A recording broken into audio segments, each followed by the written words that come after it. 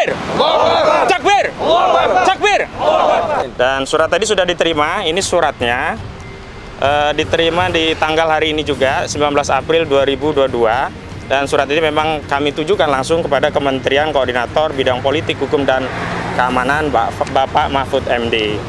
Pemerintahan yang lainnya, faktanya dicatat dalam sejarah dan ini sudah diriwayatkan secara mutawatir banyak ya dari generasi ke generasi bahwa sistem sepeninggal Kanjeng Nabi Muhammad SAW itu adalah sistem khilafah. Bahkan di hari Ramadan ini ya, kita kalau sholat tarawih itu pasti disebut ya 4 khalifah pertama kaum muslimin atau khulafaur rasyidin. Al khalifatul ula Abu Bakar Siddiq radhiyallahu anhu, itu kan dibaca saat kita sholat tarawih.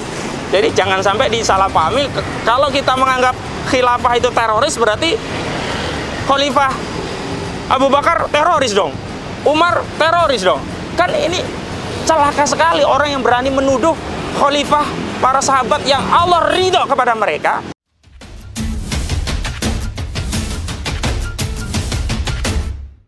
Bismillahirrahmanirrahim. Assalamualaikum warahmatullahi wabarakatuh. Waalaikumsalam warahmatullahi wabarakatuh. Alhamdulillah, di suasana saum Ramadan, di saat kita sedang menjalankan ketaatan kepada Allah Subhanahu wa taala, menteladani baginda yang mulia Rasulullah Sayyidina Muhammad sallallahu alaihi wasallam, kita juga terus melakukan aktivitas silaturahmi, aktivitas dakwah dalam rangka merajut ukhuwah Islamiyah di tengah-tengah saum Ramadan. Amin. Dan tadi alhamdulillah kita sudah berkunjung ke kantor Kementerian Koordinator Bidang Politik, Hukum, dan Keamanan. Jadi kita mendatangi kantornya Profesor Mahfud MD. Dan tadi sebenarnya saya bersama segenap tokoh ulama yang hadir pada kesempatan hari ini ingin meminta waktu ya, beraudiensi langsung, bersilaturahmi langsung dengan beliau. Tapi ya karena beliau jadwalnya padat dan memang kami juga belum mengkonfirmasi akan hadir sebelumnya, jadi kami menyerahkan surat dulu kepada beliau dan mudah-mudahan sih nanti bisa diagendakan agar bisa bertemu dengan beliau. Amin, amin. Dan surat tadi sudah diterima, ini suratnya diterima di tanggal hari ini juga, 19 April 2022. Dan surat ini memang kami tujukan langsung kepada Kementerian Koordinator Bidang Politik, Hukum, dan Keamanan Bapak Mahfud MD. Nah, di dalam surat ini kami ingin bersilaturahmi, beraudiensi untuk menyampaikan banyak hal. Nah, saya bacakan dulu. Assalamualaikum warahmatullahi wabarakatuh. Waalaikumsalam. Ini surat yang ada ya, saya bacakan. Sehubungan dengan viralnya pernyataan Pak Menteri terkait haram mendirikan negara Nabi dan beredar masifnya proposal khilafah untuk menyelamatkan bangsa Indonesia, kami sampaikan hal-hal sebagai berikut. 1. Bahwa khilafah adalah ajaran Islam. Dalilnya adalah Al-Quran, As-Sunnah, dan Ijma' sahabat. Yang kedua, bahwa Pak Menteri pernah mengajukan pernyataan tantangan untuk berdiskusi tentang khilafah. Karena itu pernyataan ini penting untuk ditindaklanjuti dalam kerangka berdakwah, menjelaskan esensi khilafah dari hukum hingga urgensinya. Yang ketiga, bahwa Pak Menteri pernah menyampaikan haramnya negara Nabi. Pernyataan ini perlu diklarifikasi dan diluruskan. Dan keempat, bahwa oleh karena itu kami mohon agar dapat beraudiensi dan berdiskusi bersama Pak Menteri dan jajarannya. Bersama kami sejumlah tokoh dan ulama Jabodetabek juga turut serta. Ini banyak sekali nih tokoh-tokoh ulama se-Jabodetabek ikut serta, ormas-ormas. Dan memang ini surat yang ini ya, yang memberikan fasilitas adalah dari kami, dari Koalisi Persaudaraan dan Advokasi Umat KPAU. Nah, adapun waktunya kami serahkan kepada Pak Menteri. Dan di sini juga sudah saya jelaskan kontak person nomor HP saya, sehingga sewaktu-waktu dari pihak kementerian kalau sudah punya waktu bisa menerima kami, walaupun tidak bisa hari ini, jadi bisa menghubungi lewat telepon saya, nomor HP saya, dan mudah-mudahan ini bisa terrealisasi. Amin. Karena ini penting sekali. Dan yang ingin saya sampaikan adalah demikian. Yang pertama, bukan hanya kepada Pak Menteri, kepada segenap elemen anak bangsa, khususnya umat Islam, harus diyakini bahwa khilafah adalah ajaran Islam. Dan karena itu perspektif yang harus diambil dalam melihat persoalan khilafah ini adalah bahwa khilafah itu adalah solusi. Jangan mengambil perspektif bahwa khilafah itu ancaman, akan memecah belah, anti NKRI, radikalisme, bahkan terorisme. Tidak. Khilafah adalah ajaran Islam dan karena itu kami datang itu untuk menjelaskan bagaimana urgensi khilafah, bagaimana ajaran Islam khilafah menurut dalil-dalil, dan nanti ada ulama-ulama di antara kita juga akan menjelaskan itu. Dan yang paling penting tentu kami sangat terbuka ya. Saya sebagai advokat Ahmad Kozinuddin sarjana hukum sangat terbuka untuk memfasilitasi elemen umat Islam yang memiliki aspirasi khilafah untuk bertemu dengan Bapak Menteri Koordinator Bidang Politik Hukum dan Keamanan Profesor Mahfud MD. Bahkan kalau diperkenankan dan bisa difasilitasi, sebenarnya lebih baik lagi atau lebih afdol jika Pak Mahfud selaku Menteri Koordinator Bidang Politik Hukum dan Keamanan juga mengumpulkan jajaran terkait yang di bawah koordinasi dari Kemenko Polhukam. Misalkan sekalian diundang Pak Kapolri, Jaksa Agung, Mendagri, Menko Info. Agar apa? Agar substansi tentang khilafah, ajaran Islam yang agung ini bisa tuntas gitu loh. Dan bisa didengar penjelasan dari para ulama-ulama tentang bagaimana itu esensi khilafah, sehingga tidak ada mispersepsi. Dan yang paling utama ya, kami umat Islam sebagai bagian dari elemen anak bangsa, ketika menyampaikan aspirasi yang berangkat dari akidah Islam, yakni menyampaikan dakwah tentang risalah nubuwah dalam khilafah ala minhajin nubuwah, tidak ditafsirkan sebagai bagian dari masalah begitu. Yang paling penting ini adalah bagian dari solusi, terlepas bahwa mungkin saja ada perbedaan pandangan tentang solusi-solusi untuk masa depan bangsa Indonesia, ya kami persilahkan.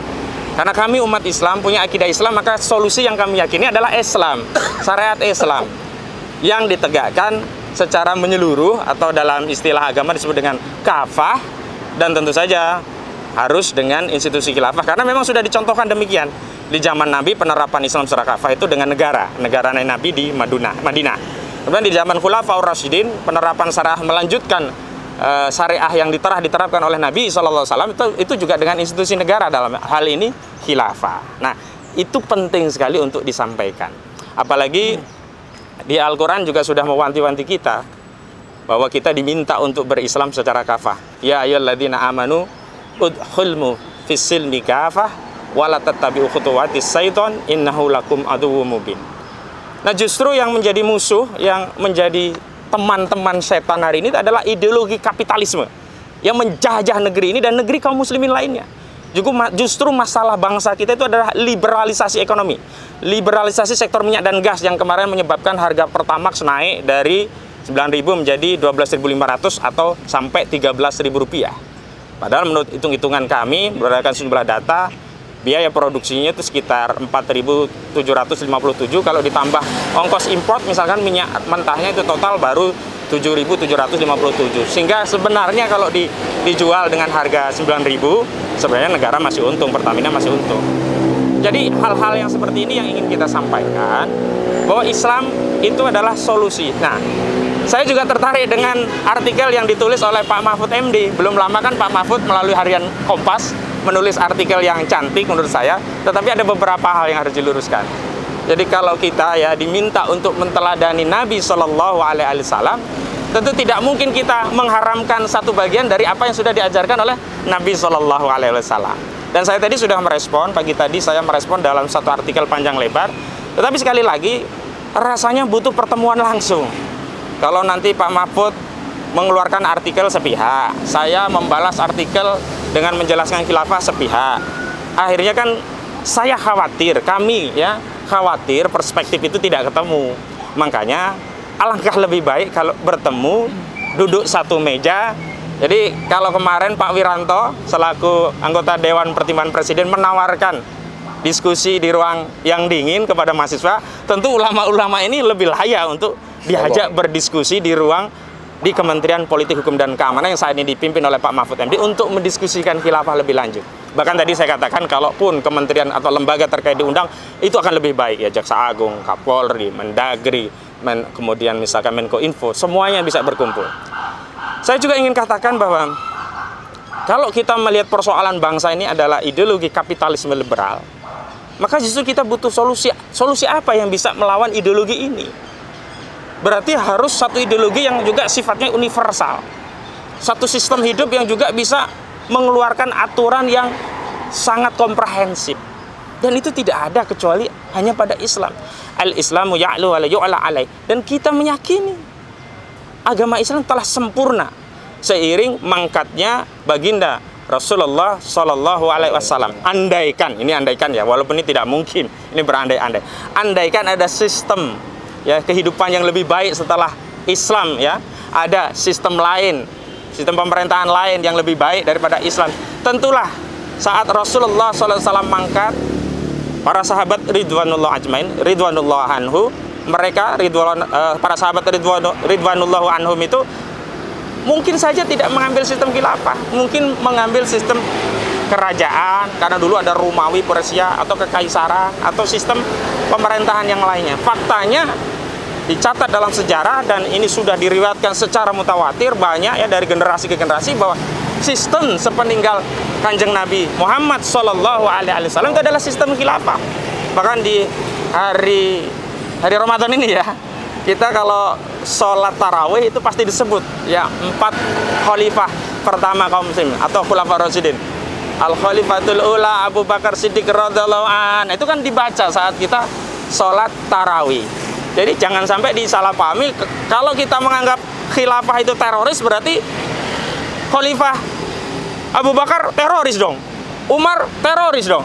Kan ini celaka sekali orang yang berani menuduh khalifah para sahabat yang Allah ridho kepada mereka, dan mereka juga ridho kepada Allah sebagai orang yang membawa kerusakan. Dan hari ini khilafah yang diperjuangkan oleh kaum muslimin, ya khilafah yang substansinya sama seperti yang dibawa oleh para khulafaur rasyidin. Apa substansi khilafah itu? Pertama, yang menerapkan Al-Quran dan As-Sunnah. Kalau sistem kerajaan itu menerapkan hukum raja. Kalau sistem republik itu menerapkan hukum rakyat. Kalau sistem monarki konstitusional itu menerapkan hukum parlementer. Kalau khilafah itu menerapkan hukum Al-Quran dan As-Sunnah. Kedua, pemimpinnya itu disebut khalifah. Pemimpin kaum muslimin itu sebutannya, gelarnya kalau nggak khalifah, amurul mukminin atau imam. Tidak pernah disebut presiden, tidak pernah disebut ratu, tidak pernah disebut raja, tidak pernah disebut perdana menteri. Luar biasa sekali.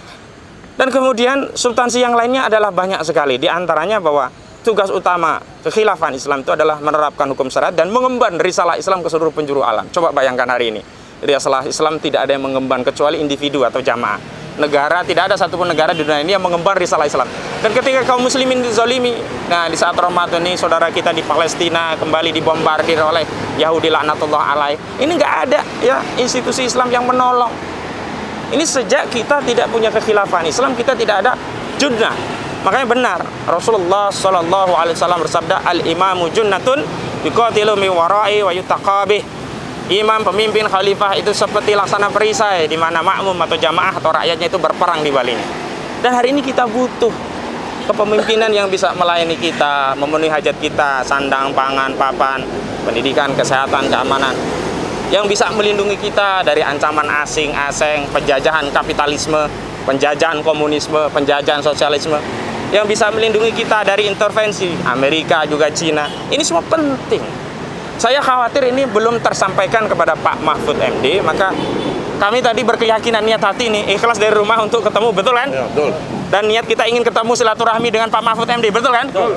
Dan karena hari ini berhalangan, tadi kami sudah menyerahkan surat, dan mudah-mudahan video ini nanti juga sampai kepada Pak Menteri Koordinator Bidang Politik Hukum dan Keamanan Pak Mahfud MD, sehingga berkenan untuk menjadwalkan pertemuan dengan kami, kalaulah tidak bersama seluruh kementerian atau lembaga yang terkait untuk membincangkan khilafah, paling tidak dengan Pak Menteri, bahkan kalau bisa ditindaklanjuti dengan simposium nasional untuk membahas proposal khilafah, ajaran Islam yang agung yang akan menyelamatkan bangsa Indonesia bahkan dunia. Ini lebih baik sekali kalau kemudian Kementerian Koordinator Bidang Politik Hukum dan Keamanan bisa menginisiasi agenda itu. Nanti Kiai Mikdad siap ya menjadi salah satu narasumber ya. Siap. Ustadz Irwan juga siap ya. Insya Allah saya juga siap untuk menjadi salah satu narasumber kalau diadakan simposium nasional untuk membahas urgensi penegakan khilafah atau membahas proposal khilafah. Kemarin sahabat saya Bung Agung Wisnuwardana sudah menyampaikan kalau khilafah tegak di negeri ini dari 6 komoditi saja ya, 6 komoditi yang harusnya menjadi al-milkiyatul amah yang harus dikelola negara, terdiri dari apa saja? Dari hutan, hasil laut, kemudian tambang itu ada emas, nikel, batu bara, itu penghasilannya itu sampai kalau dihitung setahun itu 4.000 sekian triliun. Padahal APBN negara kita cuma 2.000 triliun. Artinya setiap tahun kita surplus 2.000 triliun. Itu baru 6 komoditi. Belum lagi al-milkiyatul ammah yang lainnya. Belum harta kharas, fai, ghanimah, usur. Belum pengelolaan zakat. Walaupun nanti zakat kan diatur dalam pos tersendiri. Karena perlakuan zakat itu hanya bisa didistribusikan kepada 8 asnaf. Tidak boleh untuk proyek infrastruktur, pelayanan publik, tidak boleh. Karena sudah dibatasi, innamas shadaqatu lil fuqara'i ila akhiri. Itu yang bisa saya sampaikan, dan mudah-mudahan ini menjadi pemantik silaturahmi. Jadi kangen sekali kita bisa silaturahmi langsung, karena selama ini kan narasinya sepihak. Pak Mahfud menantang siapa yang bisa menjelaskan khilafah itu sistem baku, maka akan ikut memperjuangkannya, bahkan begitu. Amin, amin. Insya Allah nanti kalau saya bertemu, saya akan menjelaskan mana sistem-sistem dari khilafah yang baku, mana yang itu memang istihadiyah. Misalkan semua kekhalifahan itu ya khalifahnya tidak naik ke tampuk kekuasaan menjadi penguasa kecuali dengan baiat. Jadi baiat itu adalah metode baku untuk menegakkan khilafah. Jadi nggak ada metode lain. Yang kedua, hukumnya di dalam khilafah itu baku. Hukum dalam sistem khilafah itu Al-Quran dan As-Sunnah. Nggak pernah sepanjang khilafah itu tegak ya, sejak Abu Bakar sampai ke khilafah Islam terakhir di Turki pada tahun 1924 itu ada khalifah yang menerapkan hukum Belanda, tidak pernah. Ada khalifah yang menerapkan hukum rakyat, tidak pernah. Ada khalifah yang menerapkan hukum raja, tidak pernah. Semua kekhilafah itu menerapkan hukum Al-Quran dan As-Sunnah. Hudud, Qisas, diyat, takzir, mukhalafah, semuanya diterapkan dengan baik. Itu saja pengantar dari saya. Mudah-mudahan kesempatan yang berharga ini bisa ditindaklanjuti lebih lanjut, dan mudah-mudahan ini menjadi berkah bagi umat Islam, terutama di bulan suci Ramadan. Bila itu wassalamualaikum warahmatullahi wabarakatuh. Baik, terakhir kita tutup dengan doa. Bismillahirrahmanirrahim. Allahumma inna nas'aluka daulatan khilafatan rasyidatan allati tu'izzu bihal islam wa ahlah wa tudillu bihal kufra tugyana wa ahlah. Allahumma ja'al biladil muslimin khilafah rasyidah ala minhajin nabik allati tadbiku syari'ataka wa sunnatan nabik.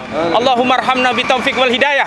Allahumma arhamna bitaufiq wal hidayah. Allahumma arhamna bi'atbiqi syariah. Allahumma arhamna bi iqamatil khilafah. Ya arhamar rahimin. Rabbana atina fid dunya hasanah wa fil akhirati hasanah wa qina adzabannar. Walhamdulillahirabbil alamin. Takbir! Takbir! Takbir!